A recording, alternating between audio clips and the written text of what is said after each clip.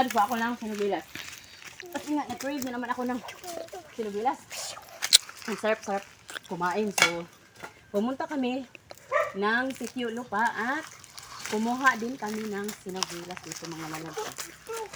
At laking pasalamat nga din mga lalabs na ang mamay-ari ng sinubilas na ito ay napakabait. Di kami pinabayad mas piso at pinakuha nila din kami. O, di ba? Craving satisfied na din mga lalabs. Pango sa akin. Guha lang din kami ng sinagwilas mga lalabs. Okay. Tundak ko bang? Oh.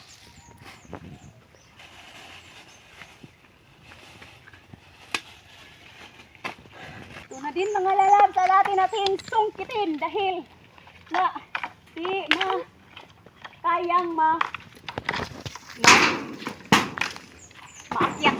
So, ating sungkitin ang ibang mga sinagwelas mga lalabs. Ito na nga din! Ang sarap-sarap na mga lalabs. Dami na. Kaan lang yun. Wala. Kain pa ito dyan natin. Lalabs. So, ayan mga lalabs. Oh, sungkit-sungkit andun siya ng sinagwilas. Oh. At kasama din ang aking sisterette.